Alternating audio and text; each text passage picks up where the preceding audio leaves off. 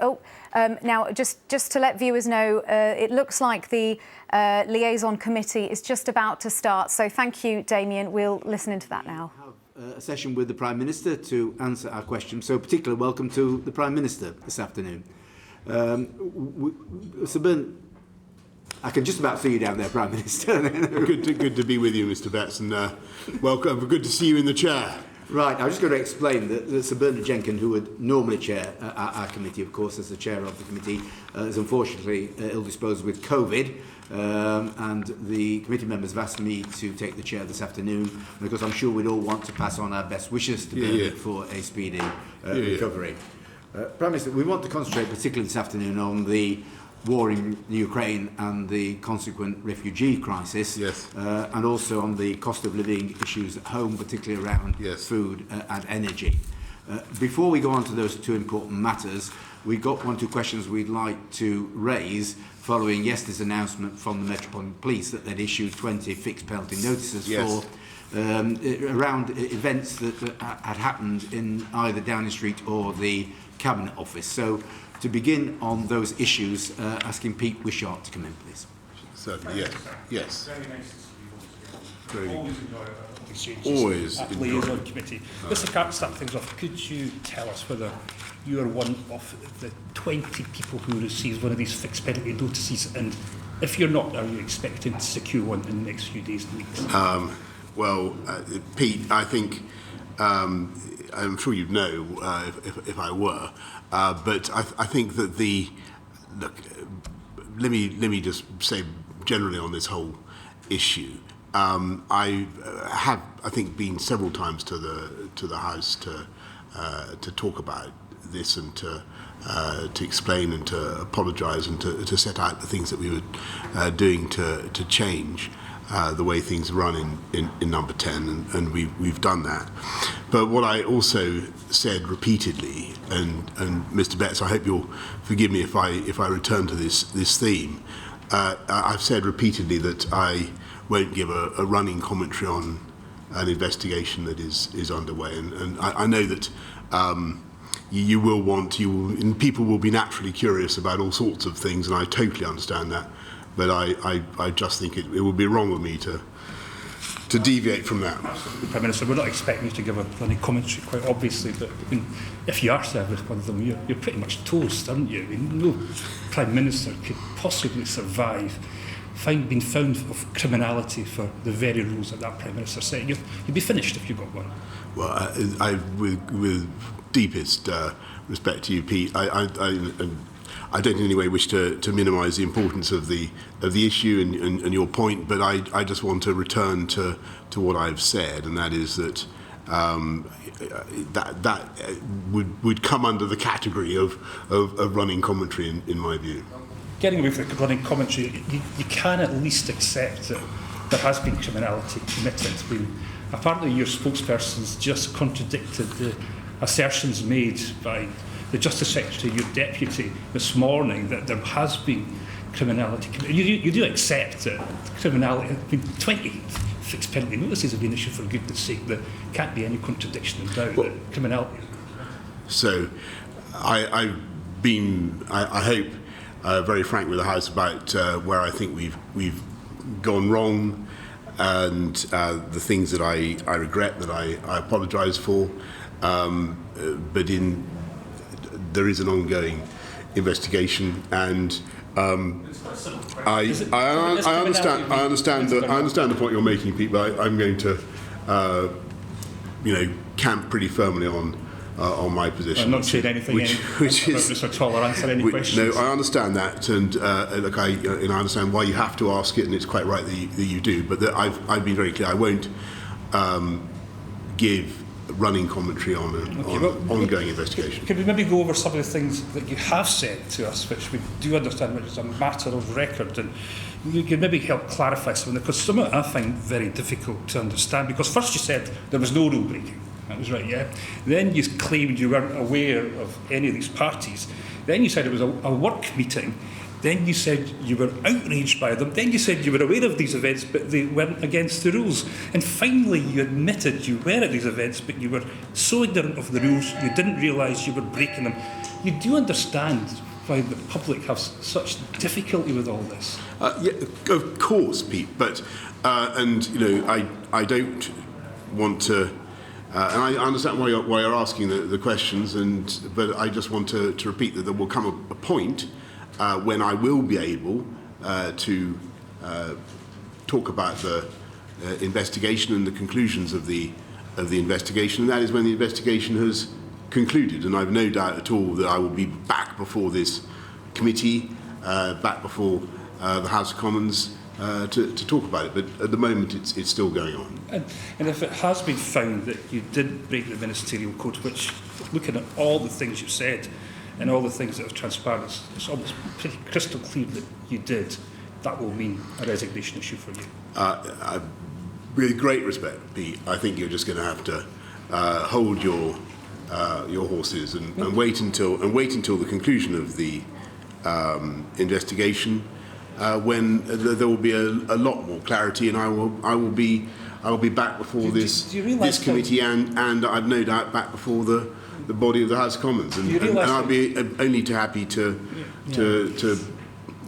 elucidate you further. You realise how frustrated and disappointed the public will be with these responses from you today? They expect some sort of answers. I mean, just talk about your leadership in number 10. I mean, I was in rock and roll for 15 years. I mean, I could never even start to compete and keep up with activities number 10 under lockdown and the partying culture that you created. Who's responsible for all of this? You see, that is, I hear you, Pete, but if I may say so, that that is a very good illustration. Your question is a very good illustration of why it is important that we should wait to the conclusion of the investigation. I think you famously sang, talking on the rock and roll theme, that I will survive. Are you still going to survive? It's not looking good, is it? If I just respectfully say, we could maybe have a duet after this. Yeah, we're always too. Only too happy to have a drink with my friends from the SNP. But look, this is not something I can say much more about right now. You thought you'd got away with it, didn't you? You really thought that this was going to be put aside and nobody would be interested. You've been a bit shocked in the course of the past 24 hours. And the optics last night of parading your MPs in front of the COVID bereaved to go and party the day that you received fixed penalty notices was surely dreadful optics. Pete, there will be a time for me to talk to you at length. I mean, that's your view. You're entitled to your characterisation of events that you can. I have no wish to engage with you in dispute about how you choose to see things. That's not the way I see things. But where I think you and I are certainly in agreement is that it would be right for me to come back before this committee and when the investigation is concluded, and to set out what I think and to be properly interrogated about the findings of the investigators. But that has not happened yet. The thing isn't over, and any such discussion is, in my view, premature. Right, we'll move on now. You did. No, I've done my best too, but there is literally not a lot more I can say. Right. Okay, Catherine McKinnon. Thank you, Chair. I've listened very carefully to this exchange in relation to the Downing Street lockdown parties. Lack of trust in government is raised regularly in parliamentary petitions. So, Prime Minister, how would you respond to 130,000 plus petitioners who are calling for lying in the Commons to be made a criminal offence? I think that it's very important that you should be clear with the House of Commons, and I've tried to be as clear as I can about my understanding of events. I've been back repeatedly before the Commons to explain, to apologise for the things that I think we've got wrong. And I've no doubt that I'll be back again. But there's not a lot more I can say at the present time. I mean, very much the words that you use, I've tried to be as clear as I can, and I think that's the big concern that people have, is that you're not able to be clear or straight on these issues if you can't even answer the question as to whether any laws were broken in Whitehall during lockdown when 20 fixed penalty notices were issued yesterday. Can you at least give a clear answer on that? Well, you say 20 fixed penalty notices were issued yesterday. I'm not certain of that, but you may know something that I don't, and that's one of the reasons why I think it'd be really quite sensible of us all just to wait until the investigation is concluded. Okay, and just one further point that I want to put. Can you appreciate, Prime Minister, that throwing a party for Tory MPs on the anniversary of the COVID memorial, on the day that some fixed penalty notices were issued for lockdown breaking in Whitehall, might give the impression to the public that you don't care about how they feel about this? I think that this government has done everything we can to protect the public throughout the pandemic, and I asked specifically, do you care about the public's perception? And yes, I care deeply, but we have worked incredibly hard across the whole of government to look after the population during the pandemic. Some things went well, some things went less well. It was an incredibly difficult time, but I think overall the record of the UK government in dealing with COVID has been pretty remarkable, and I am proud of it. Okay. Prime Minister, just to make clear before we move on to Ukraine, you say that you'll be able to answer questions when the investigation is finished. Is that when the Met Police say we have now investigated and finished our investigations? Yes, because it's only at that stage, right. Ms. Betts, that we will be able to conclude the Sue Gray process, and that's when we'll be able to wrap the whole thing up. And that I mean, genuinely, I think is the sensible moment for us to have a discussion. So it's the Met Police finishing is the time. Okay, that's fine. Moving on to Ukraine now. Tom Tugendhat, as Chair of the Foreign Affairs Select Committee. Thank you. It's good to see you. Has President Macron been speaking to Putin for too long? I think it's, Tom, I think it's very, very important that the unity of the West and the unity of NATO should be remembered and prioritised, and that's what we're doing. I think the question of negotiation with Vladimir Putin, of the value of those negotiations, is an open one. My own view is that Putin is plainly not to be trusted. I think the most important thing, and here I think Emmanuel and I would be in total agreement, the most important thing is that whatever happens should be what the Ukrainians want, and it's for them to decide what their future should be. That is what is at stake here. It's not for any of us, whatever we may think, to try to create a future for them. It's for them to decide their future. So do you agree with President Biden that the end state should be not only Russians out of Ukraine, but Putin gone from the Kremlin? Look, I understand why Joe Biden said that, and I understand there are frustrations that people feel about Putin, and to desire a change of government in itself is not an ignoble thing. I think there are probably plenty of people around this horseshoe, Pete perhaps, who would like to change in this government. But that's the objective of a lot of democratic politics. But it is, let's be absolutely clear, it's not the objective of the UK government. And it's very, very important that everybody gets this.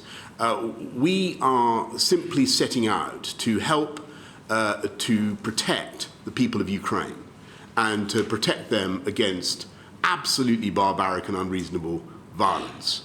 That's what we're doing. And I think that it's vital to keep that. There were 141 votes, Tom, in the UN General Assembly against what Russia had done. And that was a fantastic thing. And there was, as you know, there was a more recent vote which almost kept the number. You've got to keep this simple. And so, given the efforts is to protect the Ukrainian people, I think something that we'd all welcome. What did you think of the Franco-Turkish-Greek attempt at humanitarian aid? You mean for Mariupol? Yes. I think that I am obviously in favour of humanitarian aid, but Tom, you and I remember this ruthless cynicism with which Putin manipulates so-called humanitarian aid corridors in order to throw his opposition off balance. You remember what he did in Aleppo, the constant dangling of peace processes and humanitarian corridors, when really what he wants to go on and do is administer extreme violence. And again, I think it's a good thing to be humanitarian. It's good to help people, to help refugees. But I have my doubts about the genuine willingness of Putin to cooperate. Do you think, however, there's more that we could do for civil defence? I mean, there are various avenues that we could assist with. The Ukrainian government itself has asked for example, armoured Land Rovers assistance in, if you like, white helmets type units within Ukraine. Is that something that you're already looking at? We're certainly looking at going up a gear now in our support for the Ukrainians as they defend themselves. This is civilian assistance rather than military assistance, if you like. Right. In Mariupol, the issue is, as you know, that the Ukrainian defenders are now pretty much encircled, and there's a humanitarian catastrophe. The question is, can we help the Ukrainians relieve Mariupol, if that were possible? Would armour, would APCs be useful for them? You mentioned armoured Land Rovers. Armoured ambulances. We're certainly looking at that. But, well, I'm afraid it depends very much on the environment that Putin's forces are willing to allow. Prime Minister, I understand that. I'm actually more looking at the civilian assistance that could go into... The white helmets? helmets? A white helmets type arrangement. So armoured ambulances to help, for example, around Kiev, around the Dnieper River, areas where the Ukrainians are suffering not just from casualties from the artillery, but then the aid units that go in and assist the injured are being targeted by Russian units. And in those areas, armoured ambulances could help, possibly some extra logistical supplies in terms of body armour and so on for medical units. Is that something you're looking It's at? a very interesting suggestion, Tom. I mean, it's not something that Volodymyr Zelensky has requested so far from me personally, but that doesn't mean that the Ukrainians haven't reached out and asked for it through other channels. He's asked for a lot of different things so far, but not that. I'm certainly keen. Let me just repeat then a request from some of the Ukrainian MPs. They have asked for it, so I'll pass that in through your system to make sure it's gone in. The question really is also, when are we going to lift sanctions? Because presumably if there's stick, there also must be carrot. At what stage do you think that sanctions could be lifted on Russia? Does it have to be Ukraine whole and entire, including Crimea? Does it have to be the liberation as well of the occupied areas of Georgia? What is the line that you are thinking about? I certainly don't think that you could expect the G7 to lift sanctions simply because there's been a ceasefire in Ukraine. And that, again, goes straight into Putin's playbook. In my view, we should continue to intensify sanctions with a rolling programme until every single one of his troops is out of Ukraine. Including Crimea? And, as I said, every single one of his troops is out of Ukraine. Would you include Georgia? That's been occupied now, as you know, since 2008, South Ossetia and Abkhazia. I think that we need to have a a total rethink about all the support that we offer countries such as Georgia and Ukraine, and what we're evolving towards is, I think, a new way of looking at Ukraine. So if and other countries, former countries in the former CIS or former Soviet Union, and I think because of the sheer quantity of a NATO-compatible materiel and the weapons that we're now supplying, we're changing the dynamic, and we're changing the security architecture of the situation bit by bit. And there's going to come a point when I think we should recognise that this has happened, and that we are now I hope that we will be in a position with willing partners to offer not an Article 5 security guarantee to Ukraine, but a different kind of future, a different kind of commitment based on the idea of deterrence by denial, so that Ukraine is so fortified, so protected with weaponry. The quills of the porcupine have become so stiffened that it is ever after indigestible to Putin, and that is the path that we are now on. And I think that's a very productive way of thinking now about something that has been a problem we haven't been able to solve, which is the homelessness of Ukraine and other countries in Europe's security architecture. May I just build on that, because your point is very welcome. The point you're making is very focused on Putin. You'd also recognise, I'm sure, that Putin is not Russia. He's just stolen it. The reality is that there is a criminal conspiracy that calls itself a government sitting in the Kremlin today, centred on a single individual. But there are opposition voices. We know, for example, of Alexei Navalny. We know about Vladimir Kara-Murza. We know of Michael Khodorkovsky and indeed Garry Kasparov. There are prominent Russian voices who have voiced a possible different future for the Russian people, and one that I suspect is rather more popular to the Russian people than the current system of vassalage that they live under.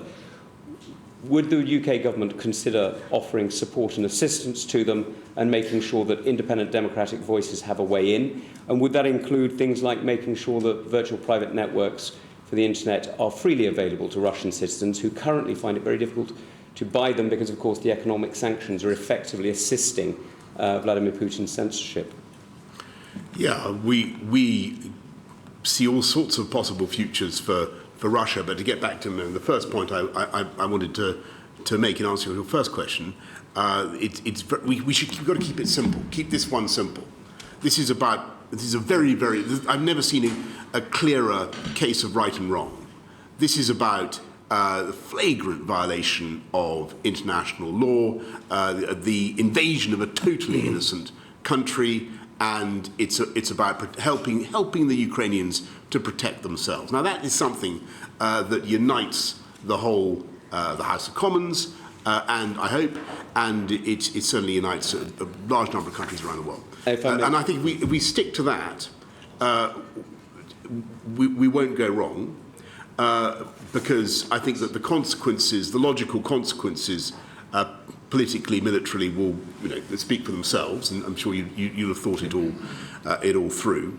But when it comes to supporting wider civic society in Russia, supporting free media, free internet, we do a lot of that. Already, I think that we've just put another £4.1 million into supporting BBC Ukrainian and Russian services to help people get at the truth, and we're doing a lot more to promote proper understanding of what's going on. Prime Minister Tobias Ellwood, as you know, is not in the country at the moment. He's in Warsaw, and he's asked me to ask on his behalf about the integrated review, which rightly spells out looming European security threats, but not the timeline. And he highlights the cuts to the RAF's F-35s, Typhoon and Hercules fleets, to the Army's tank and armoured fighting vehicle numbers, and the 10,000 reduction in troop sizes to the lowest number now since before the Napoleonic Wars.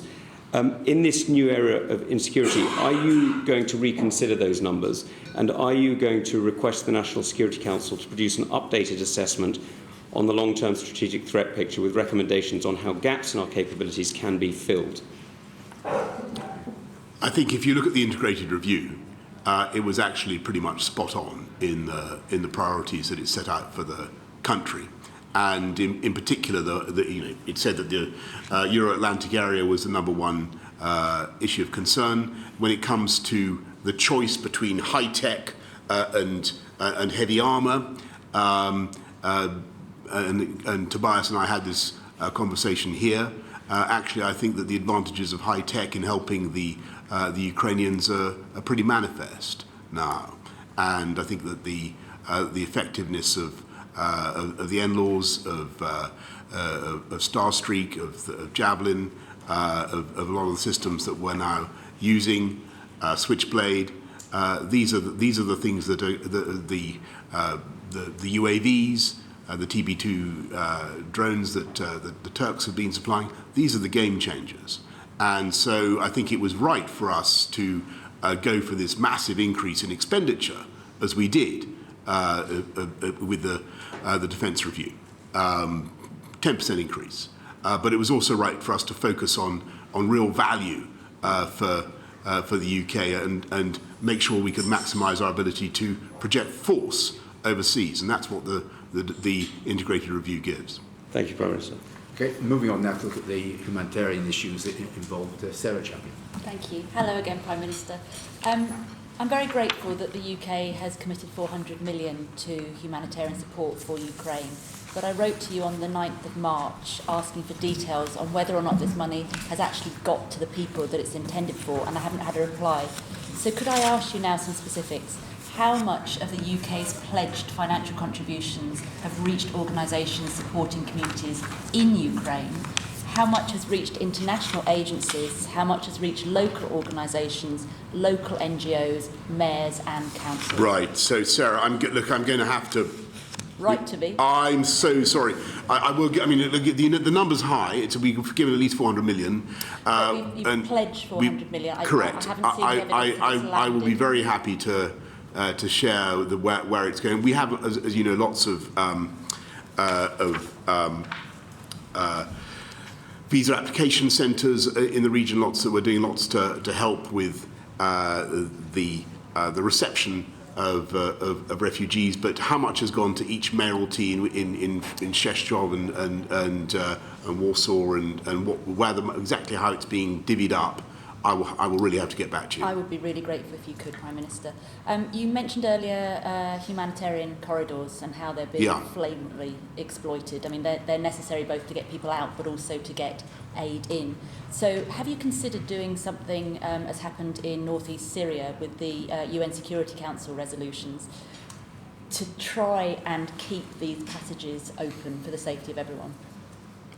Yes, I mean that's in essence what we're looking at. The difficulty is that the Russians are very adept at manipulating the humanitarian corridors and negotiations to regroup, to deal with other objectives, and then come back and do it again. I remember sitting around many negotiating tables talking about Aleppo and what we were doing to help people out of Aleppo, what assurances Putin could give, and it was in the end turned out to be more or less completely valueless. They pulverised Aleppo. So they didn't stop. Are there other options that you're considering? Are there other options you're considering to try and keep those corridors open? Well, I mentioned one to Tom. So we're thinking about is there anything we could do to help actually relieve Mariupol, which would be a great thing to try to do. But that is going to be very, very tough. And don't forget, Mariupol is an extraordinary place, and it's fallen before to Russia and then been retaken by Ukraine. So what's happening is absolutely tragic. If we could think of an easy solution, we'd do it. But we are, as everybody knows, heavily constrained. Prime Minister, I've also written to you about the mine clearance that needs to happen and the British charities that are really central to achieving that. Again, if I could get a response to that, because the horror that's going on at the moment, it might only be small things we can do, but if we do all of them, hopefully we can make it a little better. You're so right, Sarah, and you're so right. And I don't know whether you've heard this, whether the committee, but as the Ukrainians push back Russian forces in some places, what we are hearing are absolutely horrifying tales of what the Russians have done while they're occupying. I mean, you will have heard and been as equally horrified as I have around the countless examples of sexual violence being used as a weapon of war, and this seems a very systematic technique, if I use that term, that the Russians employ. We've got to end the apparent culture of impunity around this and show that there are going to be consequences. The UK has been a leading light on PSVI around the world, and I'm very proud of that. So what practical steps is the UK taking to prevent sexual violence and document those crimes? I mean, have we got PSVI people there on the ground? What support is being offered to NGOs for the victims and survivors? Well, we have a PSVI, Preventing Sexual Violence in Conflict, team working to support survivors, hold perpetrators to account for what's happening in Ukraine. I believe that they're in the surrounding area rather than in country itself, because so many of the victims are now outside Ukraine. And Sarah, I agree with you. It's something that the Foreign Office pioneered actually under William Hague and Baroness Hellig, who I think really got that on the international agenda, and quite rightly. And the tales are appalling. But we have a team in the region, and we're funding them very actively. That's very reassuring. And my final question, I'm sure again you're aware of the unaccompanied children that are fleeing Ukraine. We've heard a lot of concerns about a large number of children from orphanages fleeing into Moldova, a country which, to be honest, is ill-equipped with safeguarding of its own children, let alone the influx from Ukraine. UNICEF reports that more than 500 unaccompanied children crossed from Ukraine to Moldova in the few weeks between the 24th of February and the 17th of March. What plans do you have in place to strengthen and increase the safeguarding systems in countries surrounding Ukraine? And do you have any plans that would enable children to come to the UK for safeguarding, for example, as we saw with the Dubs Amendment? With the Dubs Amendment, yes, sorry. You're right in what you say about children. It's one of the horrifying aspects of the conflict, that so many women and children have been coming out. What we want to do is, wherever possible, to ensure the children are united with their families, and that's clearly in the best interests of the child, before bringing them as you asks to this country. We are seeing what we can do with NGOs to make sure that they get all the safeguarding and help that they need. But it's a very difficult problem. But before we go to a Dub-style solution, I think we need to think about whether the needs of those kids are probably going to be best met if we can keep them in the area and get them back to their families. I agree. Thank you. Thank you. Moving on to Julian Knight now. Prime Minister. Julian. Our recent committee session into Russian disinformation showed that there are growing doubts amongst the Russian population concerning Putin and his lie machine. Prime Minister, should we not seize this opportunity? We pledged 4 million, as you mentioned to Ms. Tugendhat earlier, to the World Service, but should we not look to fund a sustained information strategy in order to bring the truth to the Russian people about the crimes being committed in their names? You're so right, and one of the depressing things is the ruthlessness with which Putin tries to conceal the reality of what's happening from the Russian population. And genuinely, you can ring and talk to Russian friends, and they will seriously dispute what is going on in Ukraine. They really, I'm afraid, people are very vulnerable to the lies that Putin is telling, and we have to be extremely energetic in exposing them. So we've got a government information cell that's been going for some time to counter disinformation. You can imagine the sorts of things, Julian, that it tries to do. But what we've been, our whole approach has been to try to be as frank with people as we possibly can about what we know, and kind of demystifying things. So it was the UK and the US that were out there in the beginning saying there is a massive problem. There are 100 battalion tactical groups on the borders with Ukraine. We know this, and we put it into the public domain. Similarly, when we got information about false flag operations, we immediately put it out into the public domain, trying to fight the disinformation with as much exposure of the reality as we can. But I think it's starting to have an effect. I mean, I think you are seeing signs now in Russia of people waking up to what's going on. And that's very much about their disinformation directed at us. And since 2013, the Russians have been very, very open, in fact, talking about the fact that part of their strategy is effectively to undermine the West. Should we not now turn the tables on them and all our news media organisations working together in order to get the truth into Russia by whatever means that we possibly can, and coordinating on a governmental level? Yes, I mean, I think that's why we're, as I said to Sarah, why we're increasing funding for the BBC, and we're doing whatever we can to counteract the Putin narrative, and we are doing an awful lot to communicate to ordinary Russians what is really going on. And as I said, there are some signs that it's getting through. This new movement with green ribbons and so on. I think there is a growing awareness of the reality of what's happening in Ukraine, but it is very, very far from universal in Russia, very far. Russia Today and Sputnik have been blocked, but there is nothing stopping the Kremlin starting up a new media organisation via a social media platform almost in a heartbeat. To stop this happening, Prime Minister, do you think we need the clearest possible definition of what constitutes a recognised news publisher in the upcoming online safety bill?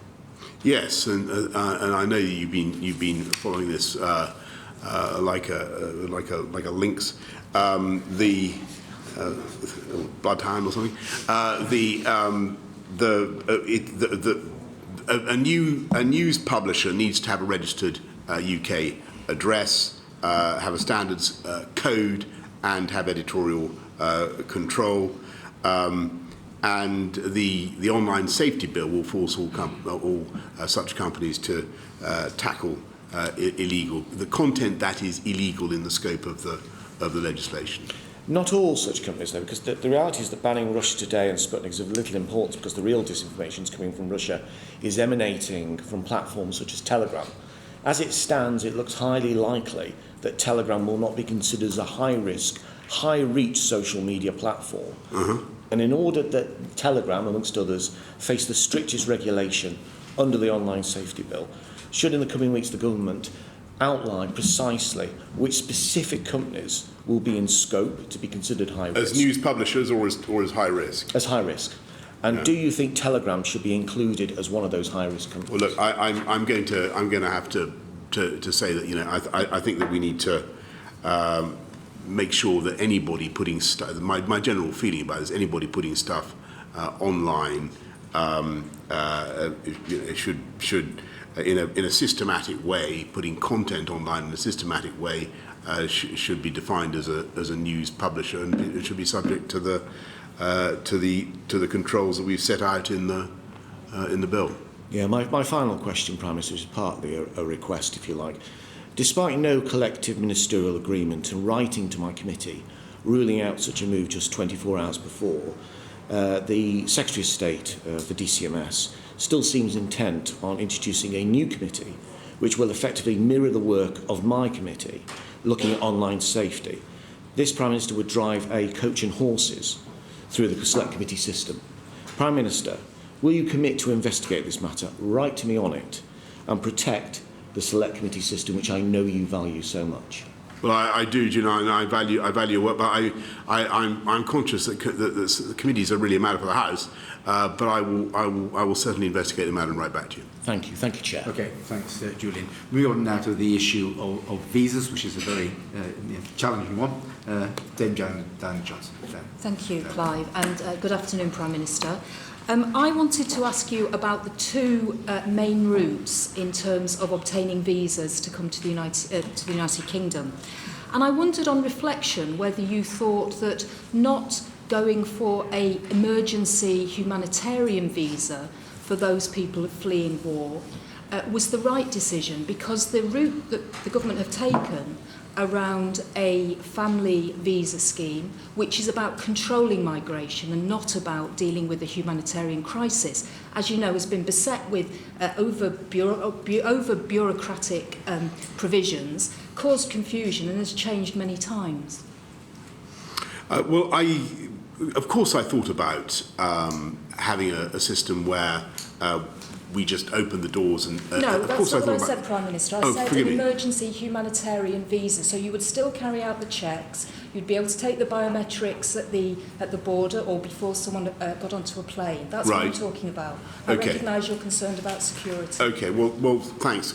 Let me just clarify then. I wanted a system, I think we're probably not that far apart then, because what I wanted was a system that was as light touch as possible and would enable people to come here, but would enable us also to do checks, because we are outside the Schengen system.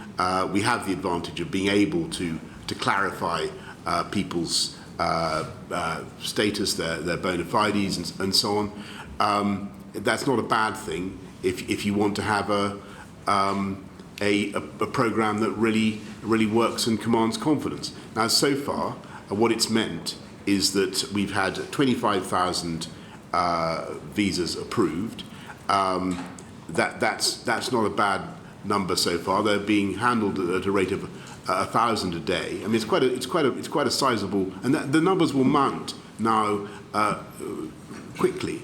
There's no cap on these numbers, don't forget. Can I ask you then about the Homes for Ukrainians, which is the scheme that still requires a visa? It's a 39-page visa, or 30-page visa as far as I'm aware this morning from speaking to the Minister. But only 1 in 100 of the applications that have been submitted have actually resulted in a visa being issued. And you were asked at Prime Minister's Question Time today about how many of those, I think it's 2,700 who have been given visas, how many of those have actually arrived in the country? Yes, I know, and I'm afraid I still don't have the number. I know that 2,700 have been given visas, but don't forget that these numbers are climbing, and the generosity of the British people is quite remarkable. I think almost 200,000 people have said they will take Ukrainians. There's no cap on the family reunion scheme. That's already the thick end of 25,000. That's a town. That's a pretty big town. I totally agree with you, Prime Minister, about the generosity of the British people. But can I just put to you this case of a pregnant woman she's in Poland at the moment. She's heavily pregnant. She's been matched under the Homes for Ukrainians scheme. She's been told that she actually has to wait to give birth in Poland in temporary accommodation in order to obtain a birth certificate for the child, for then to be able to get a visa. Now, is that really what you think how the scheme should be operating, if we're so concerned to bring people over to this country as quickly as possible? Well, I can't see any reason why she couldn't come here and have the baby here. But if you'll write to me with the details, I'll be very happy to look into it. And then can I just ask about safeguarding? This week, Michael Gove received a letter from 16 refugee and anti-slavery groups who were concerned about the Homes for Ukraine's scheme risked operating as Tinder for sex traffickers. What do you say about that? I think that is one of the reasons why it's important to have, as light touch as possible, but to have DBS checks and to make and checks both ways. Make sure that we have a program that is really working, and I think that's important for the whole country, because everybody will want to be as generous as possible, but they'll also want to feel that the scheme is really sound, and we're getting the people that really need our help, and that we're helping them in the best possible way. And do you think the National Crime Agency should be policing Facebook groups where people are putting their personal details? And I think there's one case of a man who said he was looking for a Ukrainian wife. Yeah. There are children who are posting on those Facebook groups to try and be matched with someone in the UK. Do you think the National Crime Agency has a role to play in that? I think certainly, and I think that one of the things that I've become concerned about in the last couple of weeks is what's happening to refugees. They're overwhelmingly women and children in the region. Are they who is predating upon them? What's happening to them? I think we have to be very, very vigilant about that, and that's why I think the Homes for Ukrainians scheme has got to be something that we're very, very generous. We open our arms, but we also make sure that that scheme is not itself being abused. Not by the Ukrainians, but by people who maybe have bad motives. I just wondered if you'd had an opportunity to raise with any of the social media organisations, and Facebook in particular, any of the concerns around this scheme and how it's operating by people being able to advertise and match through those mediums. No, I haven't personally, but it's a very good point, and I'm sure that Michael Gove and his teams are on it. But what we want, we're going to have a lot of Ukrainians, and that's going to be a great thing. It's going to be a great thing. They're fantastic people, and we're going to be very, very generous. But what we want is a scheme that really does command confidence amongst the British public, but also confidence amongst the Ukrainians. Moving on to a general issue about immigration. Bill Wiggin. Thank you. 2,700 out of 28,300 in the last 15 days are the visas that have been issued. I happen to agree with everything you've said about how my constituents, the British people, your constituents as well, want Ukrainians to come to the UK and be properly looked after. Why is it that you think it's moving so slowly? Well, we're processing about 1,000 a day. Well, that's what we want to get to, isn't it? And it is, already you've got, what's the population of Hereford, Bill? 140,000. All right, okay. What's the population of the town of Hereford? Well, the problem is that in 15 days we've only done 10% of the people who've applied, so we're nowhere near 1,000 a day. And my problem is that what you want is what I want, it's what the people want, but it doesn't appear to be what we're delivering. That's my concern. Why aren't you getting what you want, Prime Minister? We're getting already sizable numbers, and I think that's a good thing. And I think it's don't forget, most Ukrainians already want to be in the region. They in an ideal world, they'd like to go back to their homes. A lot of them increasingly are now wanting to come to other European countries. They're wanting to come to the UK, and that's quite right. And we're opening our doors and opening our homes. The numbers are going up quite steeply now. I think they'll continue to rise for a while to come. I think that's going to be a great thing. This country has a very proud record of welcoming evacuees. I don't want to pointlessly to berate officialdom and blame people for being slow. That's too easy. I think we ask a lot of our officials and our public servants.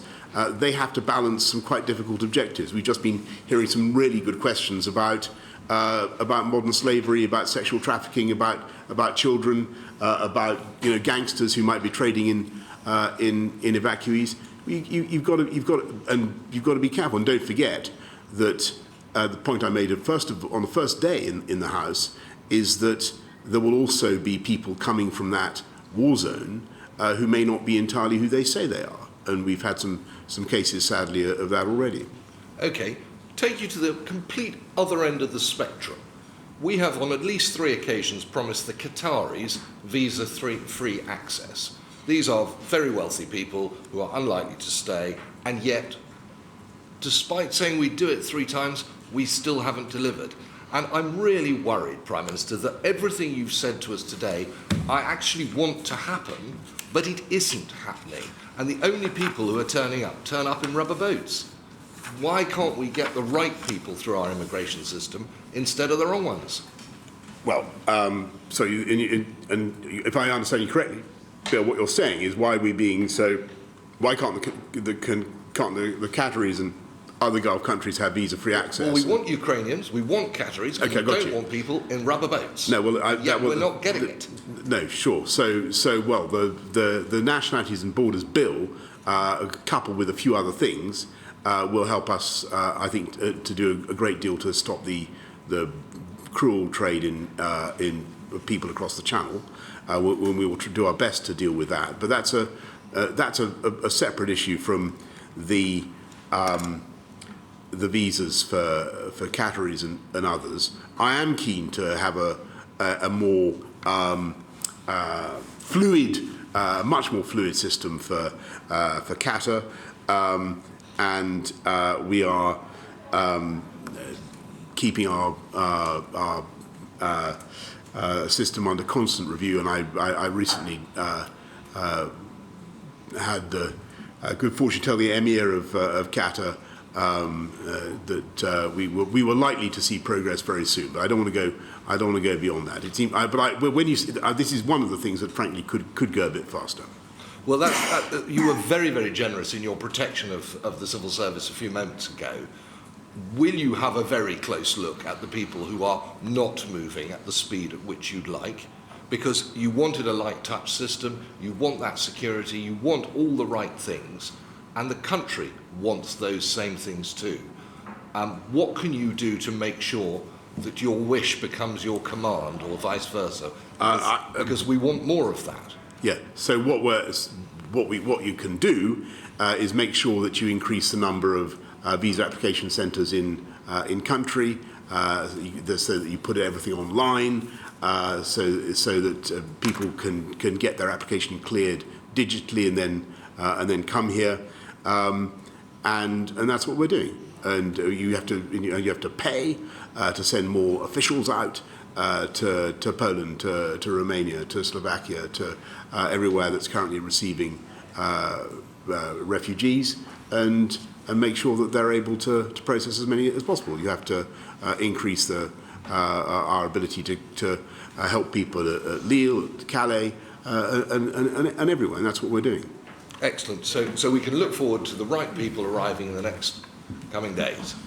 I can assure the committee that we are going to see, and thankfully, praise be, we're going to see a lot of wonderful Ukrainians coming, and I also think, Bill, to cheer you up even more, we're going to see some pretty fluid toing and froing by our friends in the Gulf.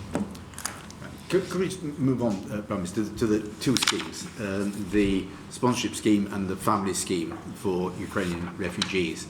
The Home Affairs Select Committee was told 2 weeks ago that local authorities will get £10,500 for each refugee that came through the sponsorship scheme, and they will get the same funding for refugees under the family scheme. This morning, the Levelling Up Select Committee were told that wasn't true, and there wouldn't be any funding for local authorities for refugees that came under the family scheme, even though refugees coming under that scheme will still need the same wraparound support almost entirely that refugees under the sponsorship scheme will get. Can we have a look at that? Because clearly local councils are under financial pressures, and it just doesn't seem fair to them to say, over to you, it's all yours, no help. Yes, so thanks, Clive. You're right about the distinction, and so the family, the Homes for Ukrainians scheme attracts support of £10,500 per person per year for the council, £8,755 per child for education, plus, of course, the £350 per month to the recipient home. The broader category, the initial category, the family reunion scheme, what we're starting with is access to benefits, access to the NHS and all and mental health care, access to education, free travel, and I think that is a considerable package of support. The way of paying for all that is clearly through the massive support that we continue to give to our NHS, to our education budgets, and so on. They are going to be an extra cost, but on the other hand, don't forget there are 1.25 million job vacancies in this country. One of the problems our economy has, I'm sure we'll come on to it, is the need for more pairs of hands to do crucial jobs. And I think and one of the things that the Ukrainians will be able to do immediately is contribute to the economy by working. But perhaps lots of organising that help for Ukrainians, finding school places for the kids, getting to travel to school and paying for that, giving benefits advice, is down to local authorities who are going to get not one penny of extra help for people under the family scheme. Can you at least not go away and look at that? Or you can explain to me what extra local authorities are required to do under the sponsorship scheme that they're not going to have to do for families under the family scheme. Clive, Mr. Besser, we are making a distinction because we think there'll be particular types of people who will want to take advantage of the Homes for Ukrainians scheme and people who want to come under the family scheme. I'm not going to pretend that this can be done without an extra call on the public purse. What I'm also saying, Prime Minister, will you look at the funding for councils? Because they're still going to have to put resources into helping people under the family scheme. Yes, and we've massively increased support for councils over the last year, and we will continue to do so. Well, but I think that what we should also recognise is that at the moment the dispersal of refugees around this country is not particularly equitable, and I'm looking at Pete now because it's just popped into my head. There are quite a few councils in Scotland that don't take very many, and I'm afraid so. I think what would be good to see is a greater spread and a greater fairness in the distribution. Well, okay, I don't think you've really asked a question about funding, because I think we're going to keep on going at this because councils are still going to have to provide services for people under the family scheme. Can I just come on to the fact that the two schemes are so different? The Local Government Association told the committee this morning that, and one of the reasons for the sponsorship scheme is because there aren't simply the numbers of vacant affordable housing around the country which you could just move refugees into. They've already had, councils across the country, 144 homelessness applications from Ukrainian refugees. Now, some of them have come under the family scheme because family members are not obliged to provide housing for people. Councils would like to house those families with some of the people who want to volunteer, some of the 200,000 people want to volunteer to provide accommodation in their homes. But councils are not being given that information, access to that data. Really? So that people are being housed in temporary accommodation rather than the homes of families that want to receive them. Can we at least unblock that logjam? Well, that seems to... those bits of... I see no reason at all why councils shouldn't have access to that particular data. Right. I think it's a very positive move, Prime Minister, and thank you for that. Right. Moving on then to the other major subject on the cost of living issues, Neil Parish. Thank you, Mr. Betts. Good afternoon, Prime Minister. There's a perfect storm of factors we are facing with rising food prices. The awful situation in Ukraine, which is now known as the breadbasket of the world, has a knock-on effect on global food security. They produce 12% of our global wheat exports, and a Russian blockade of their Black Sea ports is taking that wheat out of the market. This is driving prices up everywhere. It's also leaving countries across North Africa, Middle East short of wheat because much of their supply comes from Ukraine. As you know, Prime Minister, I'm always very keen to see us produce more of our great British food. This helps us to protect ourselves from volatile markets abroad, but also by being less resilient on imports, it means reliant on imports. It means there's more food abroad for those countries facing shortages. So I want to see us produce more in this country. Growing food is in the DNA of our farmers and producers. They want to produce more, and we need to help them to do it. Our consumers and retailers want to buy British food, and they want stable prices. We are 64% self-sufficient in all foods, but this has been declining for decades. For example, we were 55% self-sufficient in vegetables and 71% sufficient in potatoes. For both of these, self-sufficiency has fallen by 16% in the last 20 years. 16% in the last 20 years. So we can boost production. The potential is there. The farmers want to do it. The consumers want to buy it. So my question is, Prime Minister, farmers want to produce more food. So what can we do to help them to do it when we have a strong supply of high quality food? So we can have a strong supply of high quality food at stable prices. Well, we need. Thank you very much, Neil. And I know what a passionate advocate you are of UK food and farming, and you're quite right. And I share your ambition to that we should grow more of the food that we eat, and we can. And we're trebling our investment in the Farming Investment Fund, which will help farmers with their equipment and their technology. But we need to encourage young people to go into farming. And to see it as a great future. It is a great future. And when I talk to farmers, one of the sadnesses I find is they can't persuade their kids to do it. And my grandfather was a farmer, very unsuccessfully, I may say, and it's a wonderful thing to do. But you need to support UK agriculture, give better business advice to farmers about the options that they have, help them with their equipment, help them with their training, but also we've got to have a more positive attitude about consuming our own food, but also our own exports.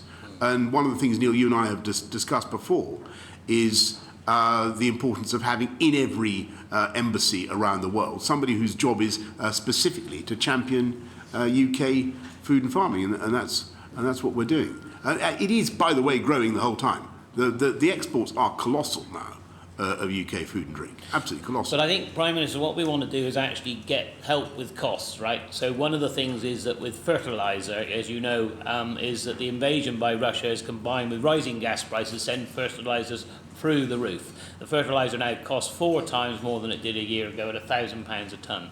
All of this is a knock-on effect on the cost of food. The farmers cannot absorb these costs alone. All farming needs fertiliser. Livestock, dairy, cereals, vegetables, and even salad production by hydroponics here in London all need fertiliser. But we only produce 40% of our own. We have 2 fertiliser plants. One is still open, but one is closed. If we can contain fertiliser costs caused by events abroad, we can boost home production and deliver more stable prices for our consumers and help with world food supply. So the question is, Prime Minister, and I normally would not ask for this, but as a short-term solution, can we do everything possible to reopen that second fertiliser plant, keep them both going? Which one? Which one? It's up in the north of England, right? They're both of them there, okay, and they are there. One is mothballed at the moment. Can we not get that fertiliser out there? Because if we want to produce good food and more of it, we need to do it now.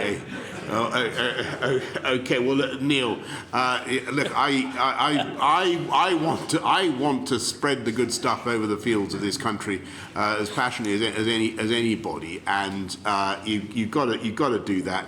And by the way, it's one of the first, the cost of inputs into fertilizer and feed is clearly one of the biggest problems we have. But that is hydrocarbons, and Pete, one of the reasons we'd be crazy to abandon our hydrocarbons industry is because it's so vital. I mean, I think 36% of our diesel, including all the, virtually all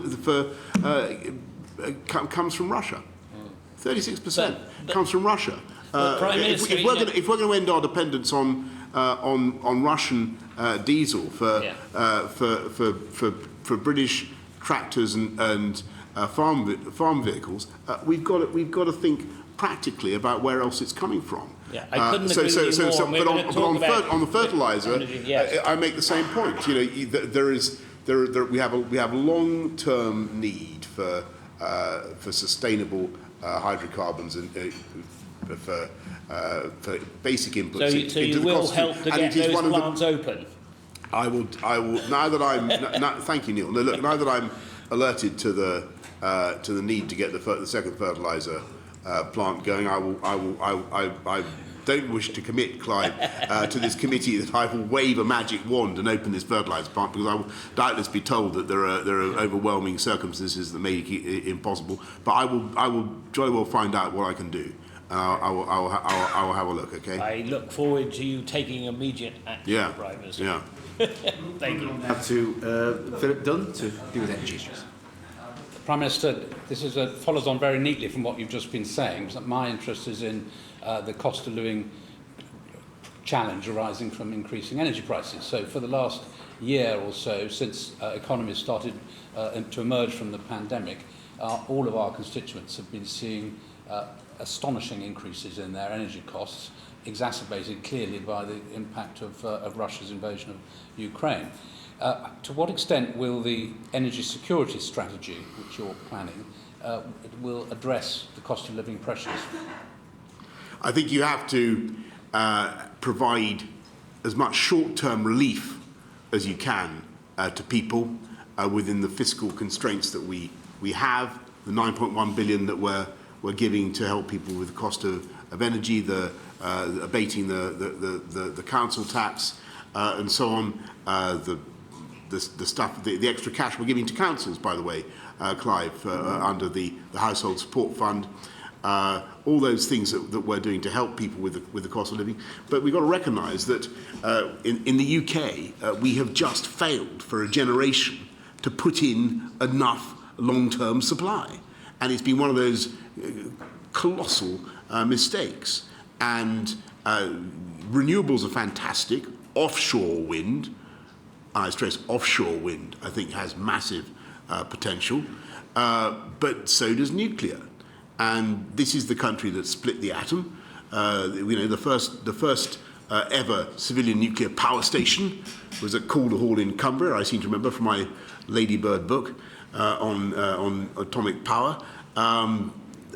Why aren't we doing it? Why have the French got 56 nuclear reactors and we've got barely 6? Whose fault was it? Labour Party, obviously, but I leave that on one side. It was, and the Lib Dems. Thank you, Mel. But we've got to fix it now, and I'm not going to pretend that you're going to get a nuclear reactor on stream in real time for our constituents in the next couple of years. No, we've got to do lots of other things, including transitional hydrocarbons. And basically helping with the cost of living wherever we can. But long term and medium term, we've got to be looking at big ticket nuclear solutions, Sizewell and other projects, but we've also got to be looking at small modular reactors. And Bill mentions the Qataris. The Qataris are just one of the countries that wants to work with us on SMRs. There's a huge list now of potential partners for Rolls-Royce to do that. So your government is the first government in 30 years to make a decision on nuclear, and I applaud that. I think that's exactly the right thing to be doing. But as you say, it's going to take a decade to bring a major system on stream. Well, and yes. How long do you think it'll take before a small modular reactor is contributing to the grid? I saw a bit of paper last night saying that they think that before the end of the decade, but they will have to go quicker than that. So 8 years or so. No. But, I'm not going to. But if we don't start now, this will be we won't be fixing the problem. Yeah. But I'm optimistic that we can have we've shown that we can do things really fast. The booster rollout was unbelievably fast. We've done some things fast recently. I think we should have a look at. So there may be scope for your future planning bill to look at the planning requirements for major infrastructure projects like nuclear on small modular reactors on existing nuclear sites where they're likely to be welcomed rather than fought. Can I just take you back then to what you were just touching on, which is the transition. So as we move towards net zero Britain, we will require fossil fuels to continue to support the economy for another 3 decades. It's currently 3/4 of our energy demand in this country is met by fossil fuels. Of our energy demand, not our electricity demand, no, our energy demand. If you look at, we heat homes, we use it for transport and so on. Our oil and gas reserves are currently depleting rapidly. What is the prospect for the energy security strategy that you're going to be unveiling, providing some further exploration opportunities for the continental UK shelf? I think that we'll look at all those options. I think the hydrocarbon riches of the world, I'm sorry to say, are still vast, and that is it's a bad thing because we want to move away from hydrocarbons as fast as we can, but it's also in the short term a useful thing. And there's no doubt the United States disposes of colossal wealth in oil and gas, and so does the Gulf, so does Iran, by the way. And if we could get an agreement on the JCPOA, not to chuck another difficult subject in, then another source of supply might open up. So does this suggest that you're moving away from the climate change ambitions that you were trumpeting at COP26 in Glasgow only 6 months ago? No, not at all. By the way, I think one of the most productive lines of research, and we must not close down the hydrogen route. Hydrogen could be a fantastic solution, particularly for heavy goods vehicles, for farm machinery, for diggers, for ships. Hydrogen really could be the answer. How do you get hydrogen? You get hydrogen out of hydrocarbons. So there's a long. If hydrogen is going to be part of the mix, and I think it is, then hydrocarbons are going to be part of the solution for the long term. And that doesn't mean if you combine use of hydrogen with carbon capture and storage, then you have a serious long-term prospect for the UK. And so are you suggesting that we make hydrogen is derived from processing water, and the oil and gas element of it is to provide the energy to drive that process? Are you suggesting therefore that you're looking at purely a grey hydrogen rather than a green hydrogen production technique? I think you should look at both sides, both green and blue hydrogen, and I think you should also. I mean, if you think about people are anxious at the moment about the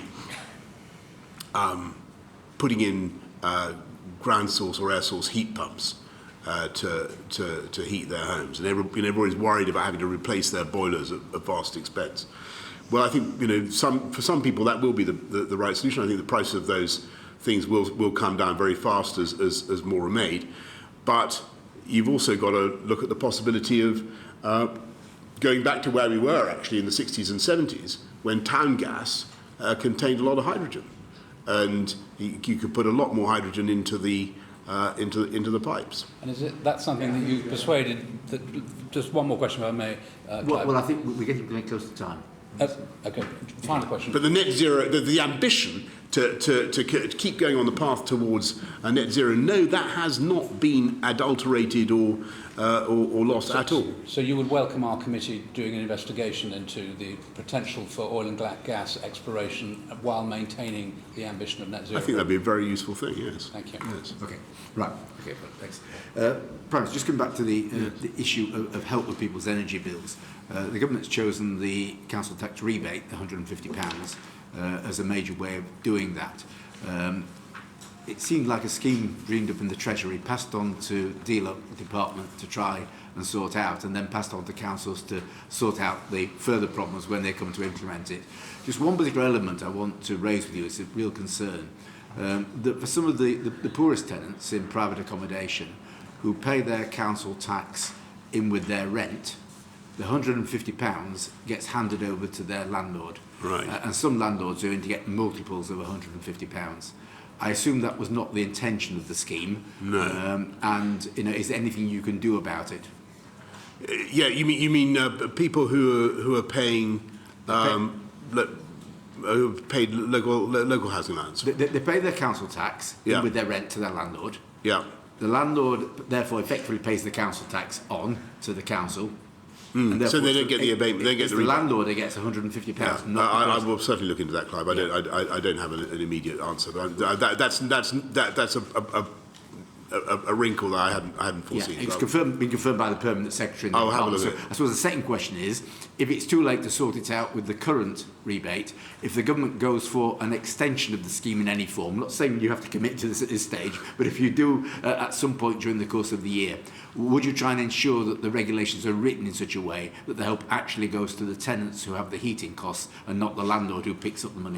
Look, I think you'll have everybody with you on that one, Clive, and I'll do my best to ensure that what we want to do is to cut the cost for the people who are paying it and to help people get through unreasonable spike in energy prices caused by all the things that the committee has mentioned. Yeah, I think we're on the same page on that one.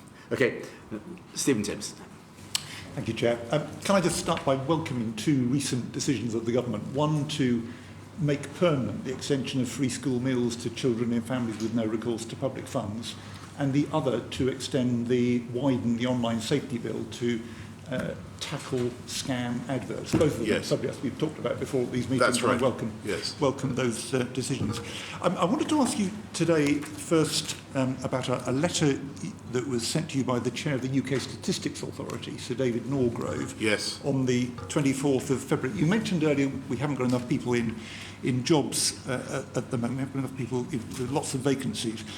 His letter to you, dated the 24th of February, said this, first couple of sentences. You said at Prime Minister's questions yesterday that there are now more people in employment than before the pandemic began. According to the latest ONS figures, it is wrong to claim that there are now more people in work than before the pandemic began. The increase in the number of people who are on payrolls is more than offset by the reduction in the number of people who are self-employed. Do you accept that correctly? Yes, and I do, and that's why I took particular care today, mindful as I am of Sir David's chastisement on all occasions. I stressed that it was payroll employment that I was talking about, but there were 400,000 more. There are now 600,000 more people on the payroll than there were before the pandemic began, and that is not half bad when you consider what we were predicting. Everybody was talking about 12% unemployment, I seem to recall. Yeah. His point in the letter is that the increase in the number of people on payrolls is more than offset by the reduction in the number of people who are self-employed. And you accept that that's correct? Well, I think that my overall picture, I think, is right. That the employment record of the government has been absolutely outstanding. When you consider that people were seriously predicting that after COVID we were going to have not only huge backlogs in our public in healthcare, but also unemployment running at 12%. Yes. That has been very, very far from the case. I mean, it's certainly, I completely agree, it's understandable why it is that employment now is lower than it was before the pandemic. I just wanted to confirm that you recognise that total employment is now less than it was before the pandemic began. Well, unemployment is actually... Employment you're asking about. I mean, if I can, the figures from the latest statistics are that the number of people in employment most recently is 32.493 million. The quarter immediately before the pandemic, it was 33.073 million.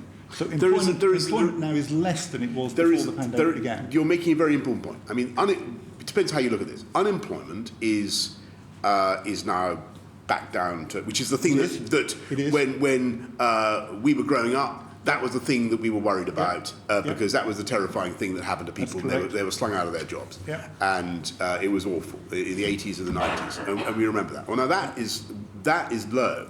That's back down now to pre-pandemic level. That's 3.9%. What we've got at the moment, employment is still less than it was before the pandemic. Although payroll employment is higher, what you're pointing to is a very interesting thing, which is the self-employed. For reasons that everybody's trying to get a handle on, it looks as though large numbers of people, possibly in their 50s, are deciding that with one thing or another, they want to do something else. And some of them have gone to the payrolls, which is why the payrolls are higher. Some of them perhaps have gone on to the payrolls. Some of them are doing other things. So actually what we want to do is to find ways of helping those people back into work and get them, because they have fantastic skills to contribute. On the employment point, you have said in the Commons 9 times, I think, that the number of people in work is higher now than it was before the start of the pandemic. I think you've recognised this afternoon that those statements were incorrect. I think I have repeatedly, and I think I took steps to correct the record earlier. Have you? I hadn't seen that. I think I did. Yeah. I think I did. But I've been very punctilious to talk about payroll employment. Mr. Timms, but there is a very interesting thing, which is that people in there's something happened, which is that people in a certain stage in their life are not deciding to go back into the labour force. Now that is so we have vacancies now at 1.25 million, record job vacancies, and frankly those people have some of the skills we need. We're probably short in this economy, and one of the pressures that we have on supply chains and on inflation is we're probably short of about 500,000 pairs of hands to do crucial things, and many of those pairs of hands belong to those people in their 50s who've decided to do something else. Now, one of our challenges is to get those people back into work. I completely agree with that. Moving on, Citizen Advice has calculated that a single unemployed person was spending just over 15% of their benefit on energy bills in 2020. It's going to be 25% in April, and it could be up to 47% when the cap goes up again in October. Why was there no help in the spring statement for people dependent on out-of-work benefits? I know how tough it is for people to meet the costs of energy, and I think that you're raising a very reasonable point, and you have to decide where you're going to put your fiscal firepower, given that we don't want to put up taxes and we don't want to borrow anymore. So what are you going to prioritise, and who are you going to make sure that you target in order to have the maximum economic benefit for the whole country. And what we think very strongly is that you're better off helping people into work. And I know that there are many difficult cases, but that's why we're doing the council tax support, doubling the household support payments. That's why we're doing the targeted support for people's energy bills. We're doing all sorts of things to help people. But what we want to do, if we can, is to help people by getting them into work. And so we just talked a moment ago about those who can't work, who are seeing this massive squeeze at the moment. In the pandemic, you increased universal credit by £20 a week. I think most people recognise, and our committee certainly thought that was absolutely the right thing to do and a very effective way of helping people who needed help. Why haven't you done something in universal credit to help people now, given this huge squeeze that they're going to be suffering over the next few months? Universal credit has, and we've helped people with change to the taper rate in universal credit. People who are out of work, I'm asking about. People who, for example, can't work because of ill health. So the majority of, I think 67% or so, or 65% of people who are on universal credit are either in work or can work, and so they benefited from that. And I take your point totally, but the way we're trying to help them is by the direct support that we're giving for people facing particular hardships. So whether with why not use universal credit? That's my question. Because we want to try to support people as far as we possibly can. Because we want to support them through other means. We want to support people into work wherever possible. And have you lost confidence in universal credit? Not at all. Not at all. No, Stephen, I'm sorry. No, you're asking a really, really important question because it's sort of fundamental into what we're trying to do. We think that the way out of poverty is to help people into work, and all the evidence is that works. So there are 1.3 million fewer people in absolute poverty than there were. We're seeing a decline in the number of kids in workless households. Getting people, and we can argue rightly about the payroll or unemployment or whatever, but the overall effect on the economy of having large numbers of people, the overwhelming majority of people in jobs that are paid better, that is the way forward, and that's why we've got the Way to Work scheme. So that we get, there are 1.8 million people, as you rightly say, currently getting benefits, 1.25 million jobs vacancies. Go figure.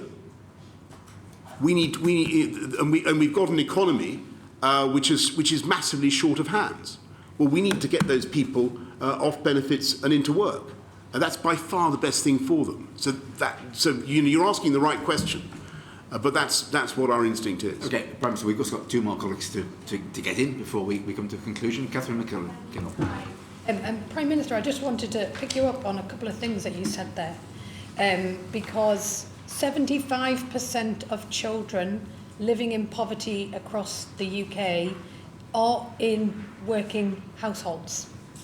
And the figure that you use for a reduction in absolute child poverty, not only is that measured against the 2010 baseline, which shows that is the number that have reduced living in poverty since 2010, but it's projected to rise by 500,000 next year based on the government's plans.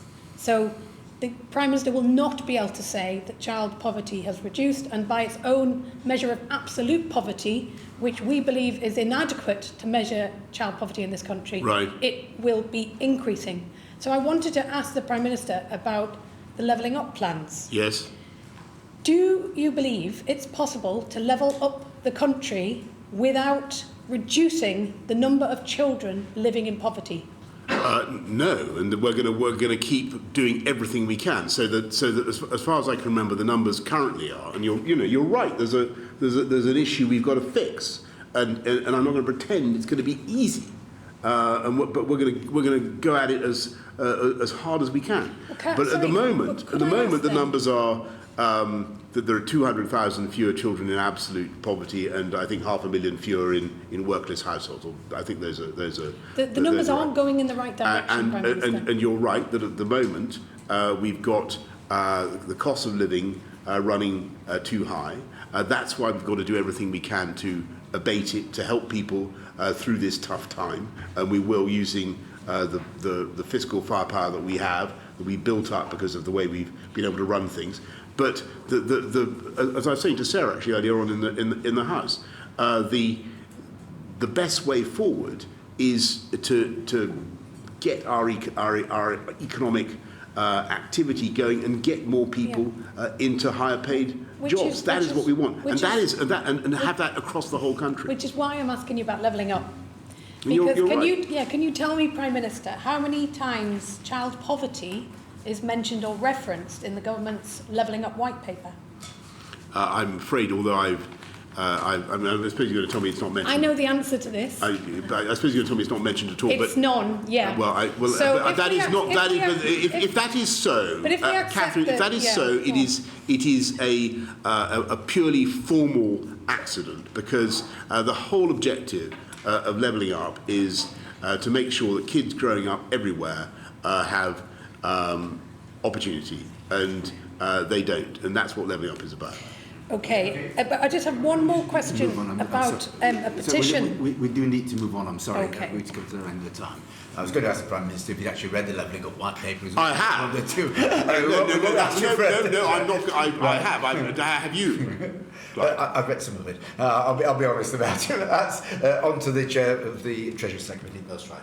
Thank you. Good afternoon, Prime Minister. Good afternoon, Mel. Just want to come back to the discussion you've just had with Stephen Timms about universal credit. So if you look at the spring statement and the actions that the Chancellor has taken prior to that on tax and the taper around UC, there's a lot in that that's good, because it's quite progressive, both in raising the taxes, the way he's done it, and the way he's brought them down as well. However, the hole or the gap is this area of those who are reliant on universal credit who are not in work. One of the reasons it's a particular problem at the moment is that inflation is increasing very rapidly. And as you will know, the UC upgrade to those benefits is pegged to the rate of inflation back in September of last year, which was 3.1%. And of course, inflation is now projected to go up to 8, 9 or 10%. So those people are going to really suffer. It will take about 18 months, according to the OBR, for that effect to pass through so that the benefit recipients actually catch up with those inflationary changes. It would be fiscally neutral to re-examine and re-index those benefits, say in a couple of months' time, and put them up in the light of the way that inflation is moving. So given that it wouldn't cost any more money to do that, how's that? Would that not be... Well, simply because through time, as inflation rises, the level of these benefits goes up and finally catches up with where they would have been over the longer period, as inflation goes up and then comes down again. But the problem is that over the next 12 months, some of those that Stephen is referring to will have a net reduction in their income of about 10%. And as he rightly says, they're very dependent upon fuel and food and all of those costs. That's really right. tough. Could you ask the Treasury to look at the possibilities, I believe they did in the 1970s when we had energy cost push problems, to look at the possibility of an interim uprating of those benefits, which will be at no cost to the Exchequer across the forecast period? Right. I mean, I think I'm going to have to go and look at the how you do it in a fiscally neutral way. And look, what we want to do, Mel, is to look after people in the aftershocks of the pandemic as much as we have during the pandemic. And the aftershocks are proving to be really quite challenging because of this the inflationary spike in energy. But that's basically what's driving it, as it it has done before. I'll look at that, but I think the direct action that we want to take is to help people in particular hardship, doubling the household support fund to $1 billion through councils in the way that we have, helping people with council tax, the council tax rebate, notwithstanding the excellent point that Clive makes about the risk of that going to the landlord. I think we'll have to make sure we close that down.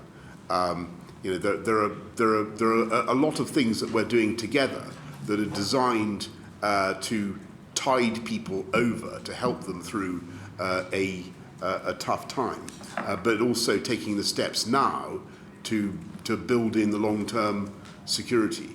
But I'm very happy to ask the Treasury to look at your suggestion. That would be really helpful, Prime Minister. Thank you very much. Can I also touch on one comment you made just a moment ago, which was we have to take a decision as to how to use our fiscal firepower, which is always true. The Chancellor has decided in the Spring Statement to plant a tax reduction flag in 2024 that he's going to defend at all costs, which is to reduce income tax by a penny. The fiscal firepower that we have is very fragile, as the OBR has pointed out. It can be wiped out at a moment if interest rates go above the central forecast or inflation goes off even further up than is anticipated, or growth is flatter than is anticipated. If we end up in a situation where we've run out of fiscal firepower, we've made a commitment to that tax cut, the Chancellor and yourself are quite rightly saying we're not going to go out and borrow lots more money. That means we'll have to look at spending. So I just wonder what your assessment was of the likelihood that you're going to have to start to look at cutting back on some expenditure, public expenditure, and whether you've had departments start to prepare for that possibility, because it is a possibility that we'll end up in that scenario. I think that first thing is to recognise the massively ambitious agenda that the government has. We took a big decision. We had to make a big call when COVID broke, and that call was. Given that we could see we were going to have to spend so much to look after people, and it was thick end, $500 billion, 408 billion to get people through the crisis, all told. We knew that was going to put massive pressure on public spending. Where were we going to go? Were we going to go back to austerity? Were we going to retrench? Were we going to cut? Were we going to cut our programmes? We're going to cut investment in the long term. We're going to cut fantastic projects that would transform this country over the long term. The integrated rail plan, running out of gigabit, massive investment in the NHS, massive investment in education. Were we going to cut all that because of the fiscal problem? And so I'm getting to your point.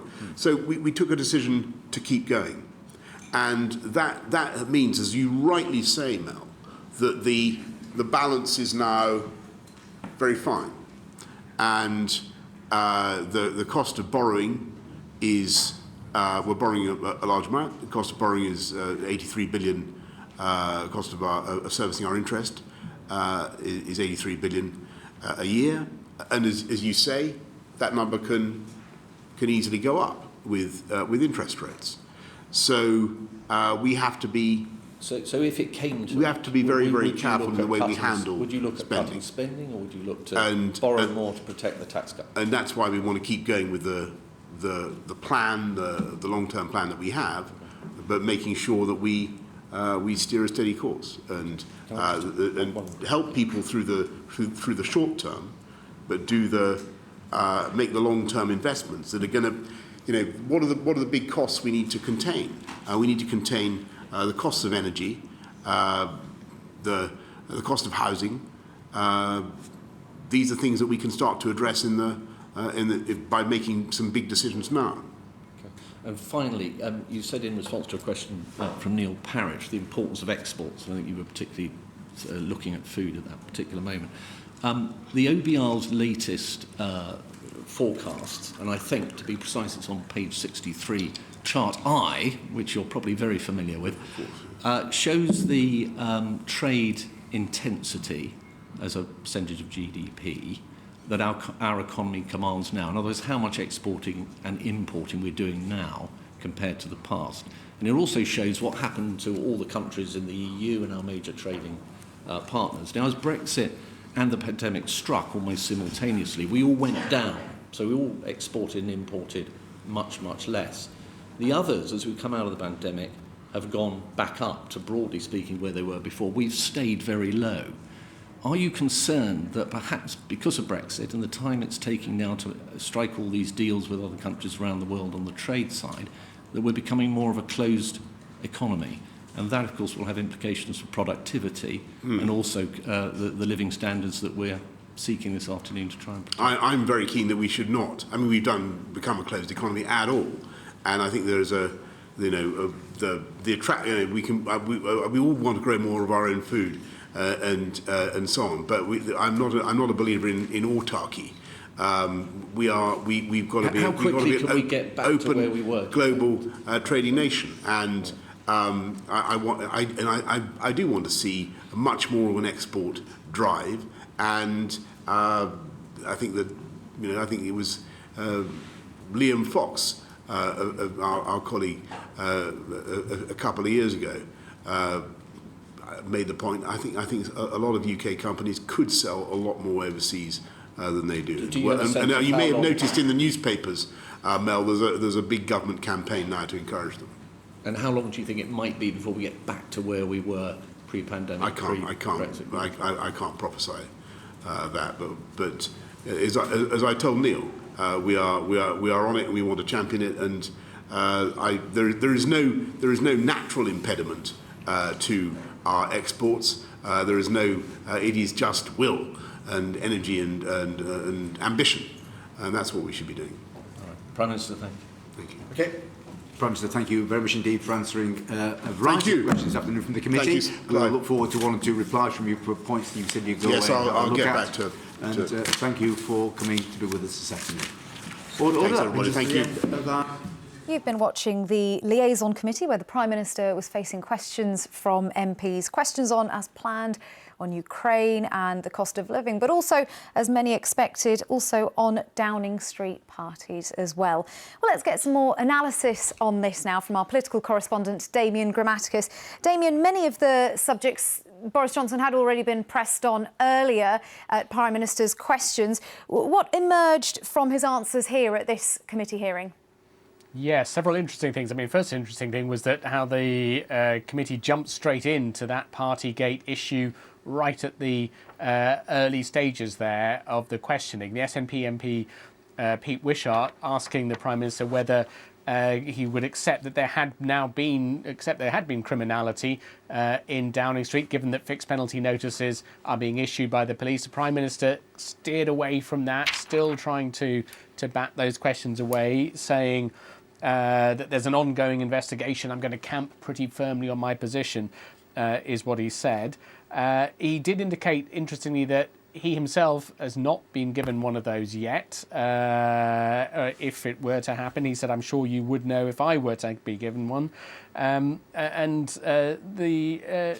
Wishart, who was a musician in a band, said, I was in rock and roll for 15 years. I couldn't even start to compete with what had been going on in Number 10 during lockdown and the party and culture you created, suggesting Mr. Johnson would be toast, he said, if he was fined. Mr. Johnson said, I don't wish to minimise the importance of the issue, but I'm not going to give any running commentary. So he batted all those away. Then we switched to Ukraine. A couple of interesting things there. The Prime Minister said that he understood Joe Biden's comment saying that President Putin should leave or be out of power, leave power. He said that was not the objective of the UK government, although he understood those comments. But he did say that he wanted to go up a gear in UK support for Ukraine and continue to intensify sanctions with a rolling programme. So indicating intent there. But he was questioned quite a lot on the issue of visas for Ukrainians coming here. Why, particularly on that Homes for Ukrainians scheme, that only 1 in 100 applications submitted have been approved. That's around 2,500 out of 25,000. He said that he didn't know how many had arrived in the country, and so he was pushed very hard on that. But he did say that he couldn't see any reason why, in one particular instance, a Ukrainian woman who was pregnant had been told she had to wait to have a baby before she could come here. He said he thought that would be fine. But he did say that he thought the important thing was to keep checks happening because people needed to have confidence in the scheme and who was coming here. The other thing then, interestingly, we switched on to, as expected, was the cost of living crisis. He talked a bit about the need to tackle energy, soaring energy prices, measures the government is doing with support payments and things like that. But particularly long-term energy issues, he talked about wind farms and nuclear power. But then he was pushed pretty hard on why there'd been no more help in the Chancellor's spring statement for those who are dependent on out-of-work benefits. And he was pressed on that several times, and he said, basically, we had to decide what to prioritise, who to target with government support to have the maximum economic benefit. He said, we think the way out of poverty is to help people into work. So defending his Chancellor and the measures he took, we saw in that spring statement. Damien, thanks for giving us that roundup.